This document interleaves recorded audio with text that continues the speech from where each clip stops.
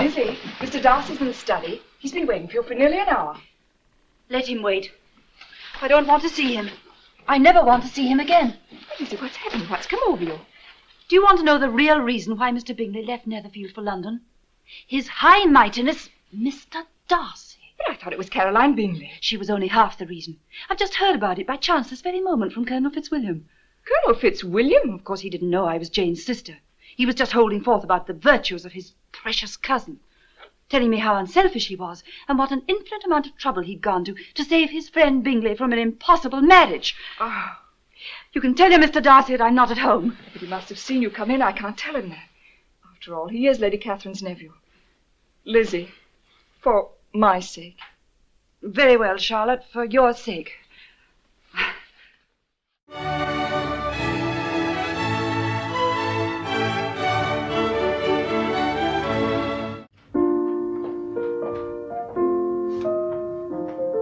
Lady Catherine vertelde mij dat uw vertrek van Rosings aanstaande is. Ja, zaterdag. Als Darcy het tenminste niet weer uitstelt. Meneer Darcy houdt ervan anderen naar zijn pijpen te laten dansen. Daartoe heeft hij dan ook de mogelijkheden. Een man die zo rijk is. Als jongere zoon die zijn vaders vermogen naar zijn oudste broer ziet gaan, zeg ik dit met gevoel. Wanneer heeft geld u dan ooit weerhouden te doen en te laten wat uw wens was? Jongere zonen kunnen niet trouwen met wie zij willen. Tenzij het welgestelde meisjes zijn, waarop zij gewoonlijk ook al hun aandacht richten. Meneer Darcy vertelde mij zoiets. U denkt heus een beetje te hard over Darcy. In werkelijkheid is het een veel betere kerel dan hij zich voordoet. Gelooft u? Ja, hij heeft veel voor andere mensen over. Bijvoorbeeld, hij is maandenlang in Londen blijven hangen om een vriend van dienst te kunnen zijn. En wat voor dienst heeft hij die vriend dan wel bewezen? Darcy schijnt hem bewaard te hebben voor een onberaden huwelijk. Ja, het spreekt vanzelf dat mijn neef mij dit in vertrouwen heeft verteld. Want het zou heel pijnlijk zijn voor de familie van het meisje wanneer hier onverhoopt iets mocht uitlekken.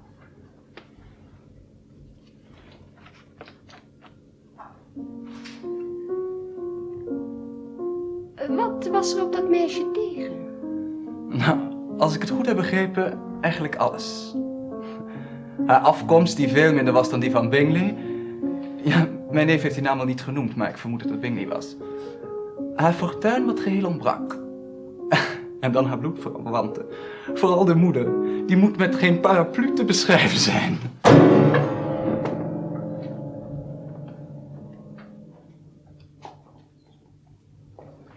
Juffrouw Bennet zou er nooit zo naslaan als ze lessen had gehad van een leraar in Londen. Haar dossier is niet kwaad, maar daar schiet mij weinig mee op als men de juiste toetsen niet raakt. Juffrouw Bennet, gaat u zitten. Uw neef vertelde mij dat u de datum van uw terugreis gesteld hebt op het einde van de maand. Inderdaad, Lady Catherine. Maar dan zult u nauwelijks 6 weken hebben gelogeerd. Dat is te kort. Ik had mij uw verblijf hier veel langer voorgesteld. Schrijft u maar aan uw ouders dat ze u 2 weken later moeten verwachten. Het spijt mij, Lady Catherine, aan de datum die ik zelf heb bepaald te moeten vasthouden. Als u wat langer blijft, dan kan ik u eens meenemen naar Londen. Als het weer niet te warm is, dan wil ik u graag eens een plaatsje inruimen in mijn rijtuig. Uw maten zijn niet zo buitensporig dat ze me in de weg zullen zitten. Hoewel uw goedheid hoegenaamd geen grenzen kent, mevrouw, moet ik u toch tot mijn spijt zeggen dat ik er helaas geen gebruik van zal kunnen maken. Juist. Mevrouw Collins, het rijtuig dat u naar huis wilt brengen komt dadelijk voor. Het is bijna 10 uur.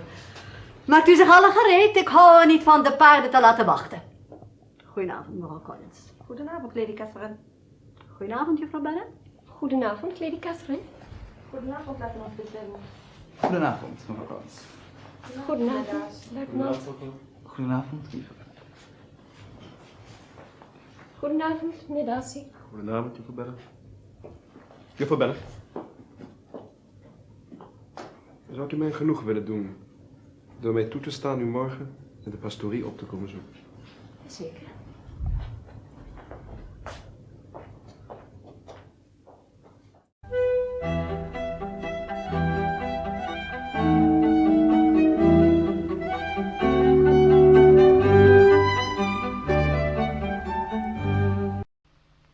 Certainly leave Kent on Saturday? Yes, if Darcy does not put it off again. But I'm at his disposal. He arranges the business just as he pleases. I don't think I know anybody who seems more to enjoy the power of doing what he likes than Mr. Darcy. Do you know Mr. Bingley? Oh, yes. A very pleasant, gentleman-like man. I really believe Darcy does take care of him. What do you mean? Well, from something he told me on our journey down here, Darcy congratulated himself on having lately saved his friend from the inconvenience of a most imprudent marriage.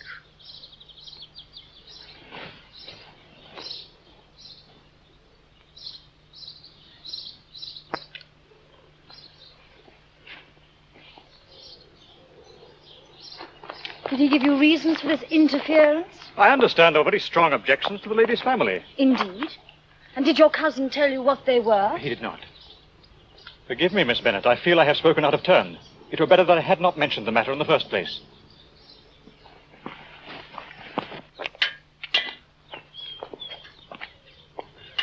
Will we have the honor of your presence this evening at Rosings? I'm not sure. I have a slight headache. Thank you for your company and your information.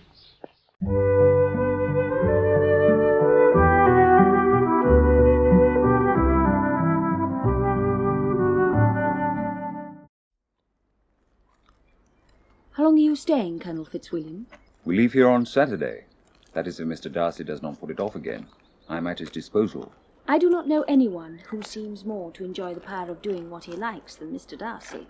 He likes to have his own way very well, but then so do we all.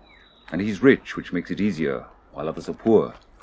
I speak feelingly. I'm a youngest son. Youngest son of an earl? Now, seriously, what have you ever known of self-denial and dependence? When has lack of money ever prevented you from going where you choose or procuring what you wish? Younger sons cannot marry where they choose. Unless they fancy women of fortune, which I think they very often do. Our habits of expense make us dependent. Not many in my rank of life can afford to marry without some attention to money. I wonder Mr. Darcy does not marry, for then he would always have someone at his disposal and not have to depend on you. But perhaps his sister will do as well for the present. I suppose he may do what he likes with her. No. That's an advantage he must share with me. I'm joined with him in the guardianship of Miss Darcy. Are you indeed? Does your charge give you trouble? If she has the true Darcy spirit, she may like to give you trouble. Oh, but you needn't be frightened. I've never really heard harm of her. They say she is a great favourite with the Bingley family. And there is another one Mr. Darcy likes to have at his disposal. Mr. Bingley. You're too censorious, Miss Bennet. Mr. Darcy takes care of Mr. Bingley in those points where he most wants care. Mr. Bingley has reason to be indebted to him. Only recently Mr. Darcy saved him from the inconvenience of a most imprudent marriage. And did Mr. Darcy give reasons for his interference? And what arts did he use to separate them? There were some very strong objections against the lady. As to arts, I only know what he told me. You are disposed to find his interference officious? I do not see what right Mr. Darcy has to decide on the propriety of Mr. Bingley's inclination, or why his judgment should direct and determine in what manner Mr. Bingley was to be happy. There were some very strong objections against the lady. Oh, yes. One uncle a country attorney and the other in business in London. Well, that is certainly enough to condemn my sister Jane. All loveliness and goodness that she is. Her understanding excellent and her manners captivating. So it was not Miss Bingley. She had not the principal design and arrangement in their separation. But Mr. Darcy, his pride, his caprice, the cause of all that Jane has had to suffer and will always suffer. He has ruined every chance of affection for the most affectionate heart in the world. And for what? 2 uncles not sufficiently grand enough for Mr. Darcy. Well, it cannot be my father, for he has abilities which even Mr. Darcy must acknowledge. Your mother, Elizabeth? No. Well, I cannot believe want of sense is as wounding to Mr. Darcy's sensibilities as want of proper connections. Oh, I have a headache. Of course you have a headache. I am not going to Rosings this afternoon to drink tea. I am not. They will all be disappointed. Charlotte, what are you doing? I'm cleaning the chair leg with pumice and wax, Elizabeth. Why can the servants not do it? Lady Catherine says I must see to it myself, and then it will be done properly. And Mr. Collins agrees with her. I hope Mr. Darcy does marry Anderburg and has Lady Catherine for a mother-in-law.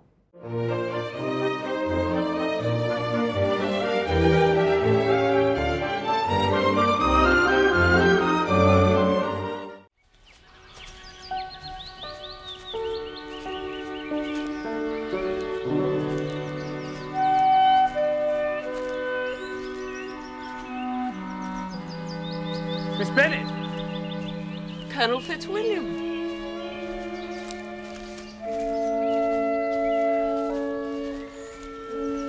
I've been making the tour of the park, as I do every year. Shall we take this way together? With pleasure.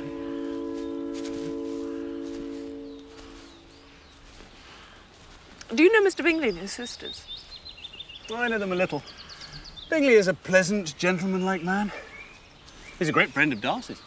Yes. Mr. Darcy is uncommonly kind to Mr. Bingley and takes a prodigious deal of care of him. Oh, yes, I believe Darcy does take care of him. I understand that he congratulates himself on having lately saved Mr. Bingley the inconvenience of a most imprudent marriage. Mr. Darcy give his reasons for this interference? I understand there were some very strong objections to the lady. And why was he to be the judge? You're disposed to think his interference officious? I do not see what right Mr. Darcy had to determine and direct in what manner his friend was to be happy. But, as you say, we know none of the particulars. Perhaps there was not much affection in the case. Well, perhaps not. But if that were the case, it would lessen the honour of my cousin's triumph very sadly, don't you think?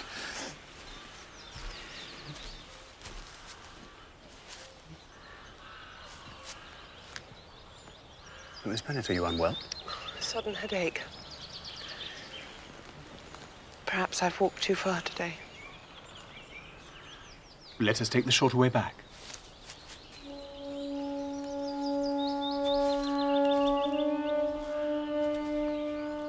You're sure, Lizzy? Because I would willingly stay at home with you and brave old Lady Catherine's displeasure. My dear Charlotte, I beg you to consider. I shall be quite all right. It's only a headache. It will pass. And I'm sure more speedily in quiet and solitude. And I am quite sure when all the circumstances are fully explained to Lady Catherine, she will not be angry, for she has indeed such Christian generosity of spirit. My dear, the time. My dear, why did you not say before? I cannot begin to count the occasions on which her ladyship has impressed upon me with sovereign importance her punctuality.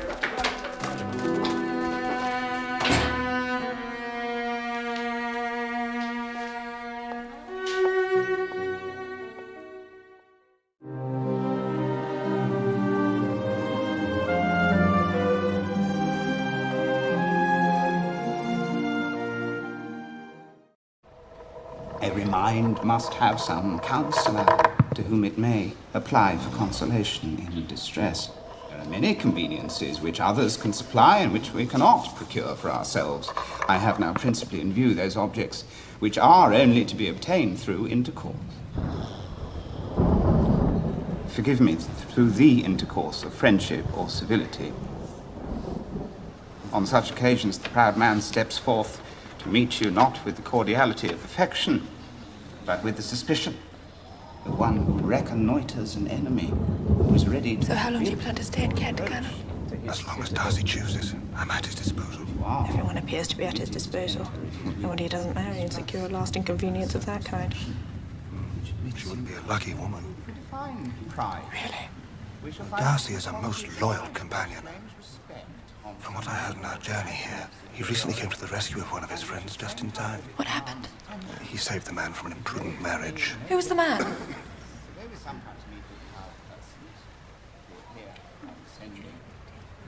His closest friend, Charles Bingley. Did Mr. Darcy give a reason for this interference? There were apparently strong objections to the lady. What kind of objections? Her lack of fortune? I think it was a family that was considered unsuitable. So he separated them? I believe so. I know nothing else. Not to think of himself more highly.